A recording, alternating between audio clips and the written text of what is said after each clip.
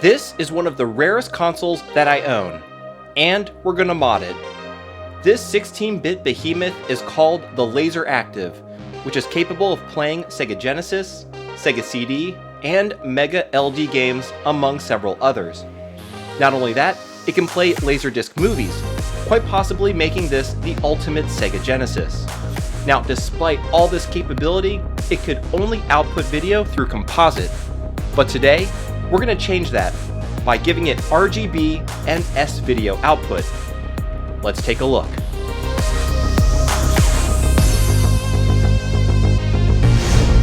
Hey everyone, how's it going? My name is Tito, and welcome to another episode of Retro Renew. Today, I'm going to be modding this, the rarest, or should I say, the most expensive console that I own. It's called the Pioneer CLD-A100 LaserActive system, and it totally kicks butt.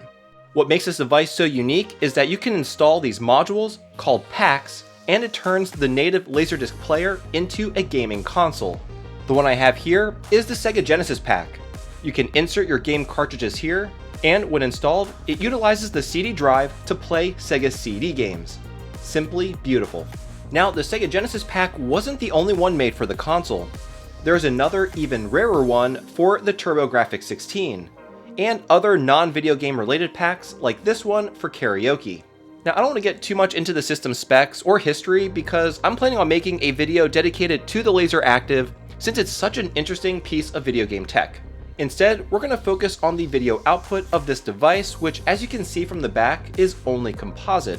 This is pretty unfortunate because a regular Sega Genesis console can natively support RGB, but this so-called premium version of the console can only support composite. That's why I'll be installing this into my LaserActive. This is the CLD RGB SV mod from Zaxour. Zaxour is an electrical engineer and LaserActive enthusiast. He too wanted to get the most out of the LaserActive system, so he designed this kit to do just that. You can follow Zaxour on Twitter to stay up to date with his projects and contact him if you're interested in any of the mods he has to offer. I'll leave a link to where you can find him down below. Alright, so in this video, I'm going to go over all the parts that come in this kit. Then I'll show you how to install it, go over all of its features, review the pros and cons, and of course provide you with my overall thoughts. So the first item in the kit is the actual CLD RGB SV board itself. Here you can see the DIN connector for RGB and the other for S-video. It's a very nice and tidy package. Next is the small 3D printed enclosure which houses the CLD RGB board. This is a pretty elegant design in that it is mounted using an existing screw on the LaserActive console. When installed, it almost looks factory, which is fantastic. Now, Zaxour also offers a version of this kit that just supports RGB if you're not really interested in S-video. Additionally, he also makes a mod called the PAC Attack, which is specifically designed for the Sega Genesis PAC.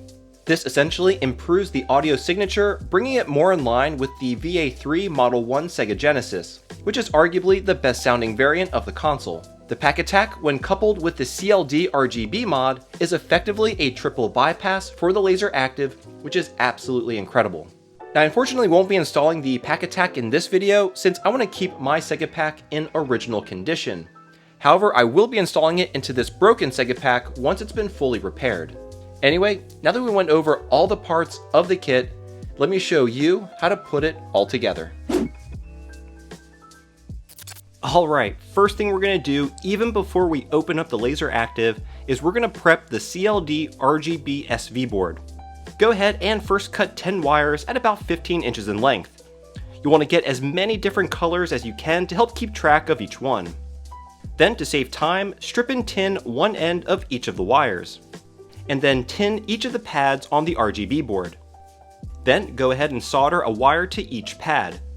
To make things easier, take note of the color used for each of the pads. I didn't have enough different colors, so you can always use a multimeter to check continuity if you get the wires mixed up. Once you're done, let's grab the LaserActive and open it up. A word of warning, this thing is extremely heavy. You may want to step aside and stretch so that you don't pull anything. Anyway, begin by removing the 5 screws in the back of the console securing the top cover. as well as the 2 screws on each side. Once they're all out, you can slide and lift the top cover off. Next, we're going to slightly eject the disc tray by rotating the requisite pulley clockwise until it sticks out a few inches.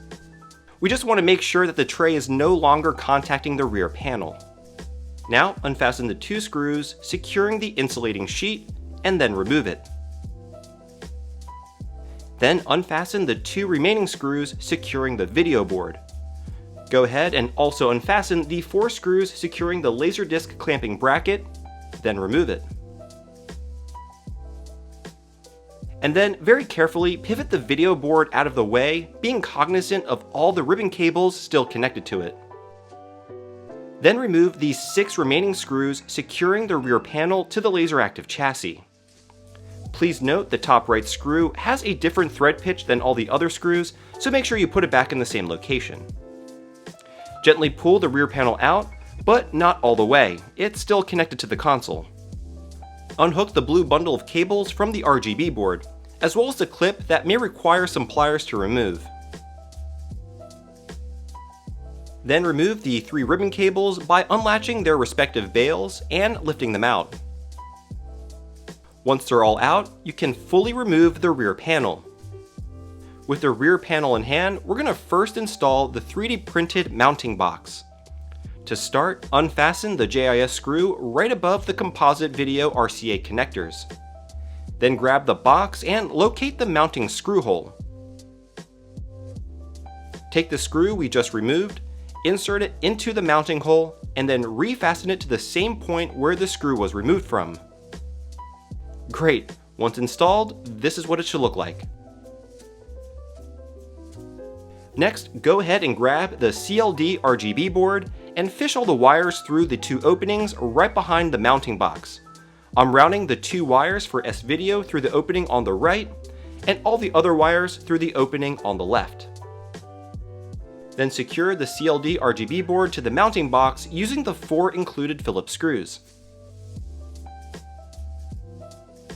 Now go ahead and unlatch the 2 bottom clips securing the RGBB board, and then pivot it away from the rear panel.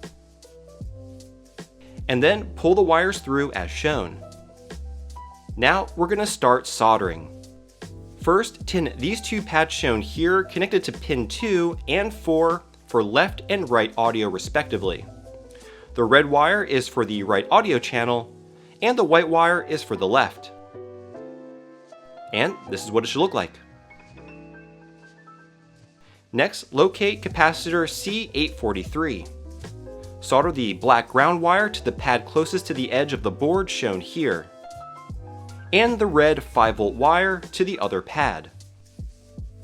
Next, we're going to solder C-Sync to pin 15 of connector J103. Go ahead and add some fresh solder, and then make the connection.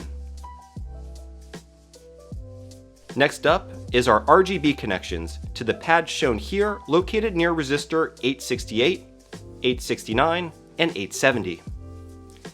First, tin each of the pads. Then solder blue here, green here, and red here. And that's all the connections we need to make for pulling RGB from the LaserActive. To keep things tidy, I'm using some Kapton tape to secure all the wires to this plastic shielding piece. Then carefully reinstall the RGBB board back onto the rear panel.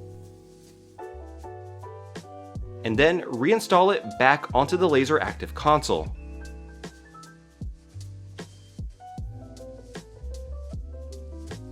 Go ahead and reinstall the Laserdisc clamping bracket, and then pivot the video board back into place, being cognizant of the 2 S-Video wires we haven't soldered yet, and then secure the board by fastening the 2 back screws. Now locate resistor R252 on the video board and tin this leg of the resistor. Then grab the Y wire, shown here in yellow, and solder it in place. Next, locate this pad next to resistor R233. Tin it up, and then solder the black C wire to it. And that's it. Put back the insulating sheet, push the tray back in, and then reinstall the top cover. And lastly, install the 3D printed mounting box cover. I am so glad that we now have a way to elegantly pull RGB from the LaserActive. This was something I think was severely lacking, and I'm glad we now have an elegant solution that addresses this shortcoming. Anyway, let's go over all the features of this kit. The most obvious feature is the expanded video output options. The LaserActive can now support S-Video and RGB in addition to its native composite. Now it has to be noted that S-Video only supports output for Laserdisc movies. This does not output video when you are playing a game using the game packs. And the opposite is true of RGB. RGB output only works for games, but not Laserdisc movies. And speaking of Laserdisc movies, here you can see a side-by-side comparison of S-Video compared to composite. To me, the quality difference isn't significant, and I think this may be more of a novelty. Some Laserdisc players actually did natively support S-Video, but I'm curious if the quality was any better even on those models. If any of you have experience with Laserdisc players, let me know if S-Video provided better picture quality when it was integrated natively. I'd really like to know. Now, the only other feature, and quite possibly the primary reason one would install a kit like this, is RGB output when playing games. And looking at it side by side with the native composite video output, the quality difference is night and day. I mean, just take a look at the comparison footage. And while I can't demonstrate it in this video, this mod also works with the TurboGrafx and PC Engine game packs when they're installed in the LaserActive, which is awesome. Now I understand why Pioneer only supported composite since that's the native output of Laserdisc, but for such a high-end device like this, when compared to a regular Sega Genesis, which can output RGB natively, it definitely makes it seem like a shortcoming. Anyway, those are the features. We now have 2 additional video output options for playing Laserdisc movies in S-Video, and we also have RGB output for playing games, which is fantastic. So yeah, not a lot in terms of features, but my goodness, the video output results of the mod are excellent. Alright, now let's dive into the kit's pros and cons. Starting with the pros, the first one, and most important, is that this is a no-cut mod, meaning we didn't make any permanent alterations to the console shell or any of the internal components. If you ever wanted to, you could restore your LaserActive back to factory condition. Additionally, this external box housing the mod was implemented superbly. It utilizes an existing screw for it to be mounted, and I think it looks pretty stealth, almost as if the LaserActive came like this from the factory. And lastly, we finally have the ability to output RGB.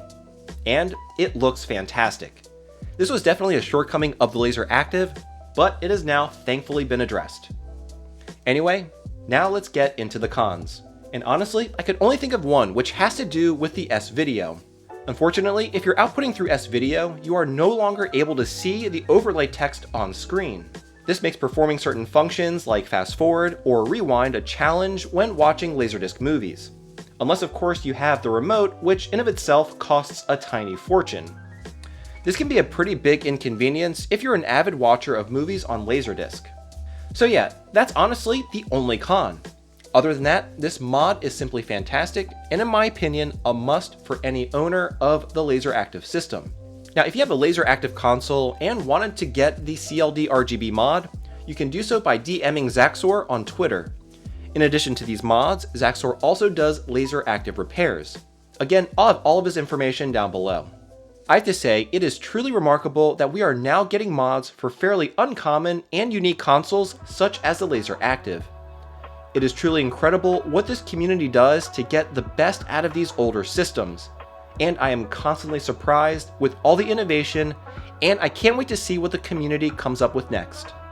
Anyway, thank you so much for watching, and I'll see you all next Thursday.